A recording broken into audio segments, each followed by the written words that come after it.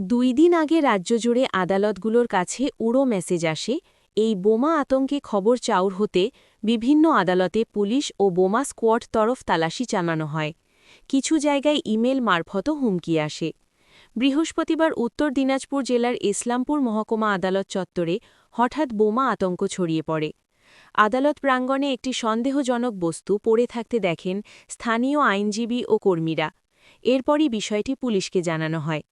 খবর পেয়ে ইসলামপুর থানার পুলিশ দ্রুত ঘটনাস্থলে পৌঁছায় এবং পুরো এলাকা ঘিরে ফেলে।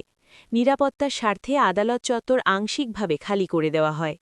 বোমা স্কোয়াড ও বিশেষ প্রশিক্ষিত দল ঘটনাস্থলে পৌঁছে তল্লাশি অভিযান শুরু করে। সন্দেহজনক বস্তুটি পরীক্ষা করে দেখা হচ্ছে। আদালতে আগত সাধারণ মানুষ ও আইনজীবীদের মধ্যে সাময়িক আতঙ্ক ছড়ালেও পুলিশ পরিস্থিতি নিয়ন্ত্রণে আনে। প্রাথমিকভাবে পুলিশ সূত্রে জানা গেছে, বিষয়টি খতিয়ে দেখা হচ্ছে। এখনও পর্যন্ত বিস্ফোরক জাতীয় কিছু উদ্ধার হয়েছে কিনা সে বিষয়ে কিছু জানানো হয়নি। পুরো ঘটনাকে কেন্দ্র করে আদালত চত্বরে নিরাপত্তা বাড়ানো হয়েছে। পুলিশের তরফে জানানো হয়েছে, তদন্ত শেষ না হওয়া পর্যন্ত কোনো গুজবে কান না দেওয়ার জন্য সাধারণ মানুষকে অনুরোধ করা হচ্ছে।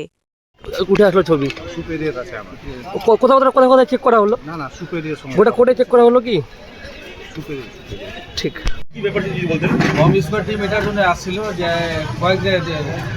গত কাল বা পরশু দিনকার আমাদের বম আতঙ্ক নিয়ে একটা মেসেজ আসছিল যে পশ্চিমবাংলার যতগুলো কোর্ট আছে সেগুলোকে ধ্বংস করে দেওয়া, বম দিয়ে উড়িয়ে দেওয়া হবে।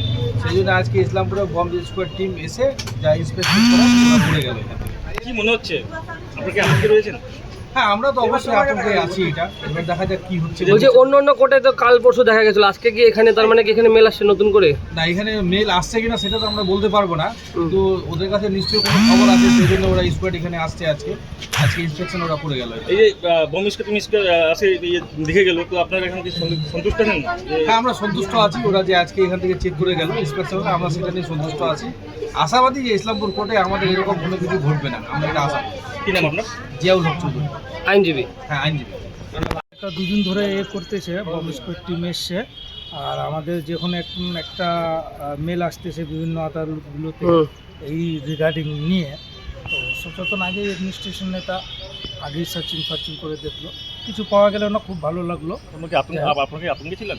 হ্যাঁ, একটু তো অবশ্যই আতঙ্ক তো থাকবে। এত বড় একটা ইস্যু, বম থাকা একটা আদালতের মধ্যে, যেখানে বিভিন্ন ধরনের লিটিগেন্টসরা থাকে, জাজরা থাকে, আমাদের লয়াররা থাকে, ল ক্লার্করা থাকে, একটা হিউজ গ্যাদারিং থাকে তো এখানে আদালত চত্বরে। মানে এই সার্চ করার পরে আতঙ্কটা কাটলো আপনাদের? হ্যাঁ, এখন ফ্রি হয়ে গেছি। এখন ভালো লাগলো, যাক কিছু হলো না, আনসার্টেন ইনসিডেন্ট কিছু ঘটলো না, খুব ভালো লাগলো।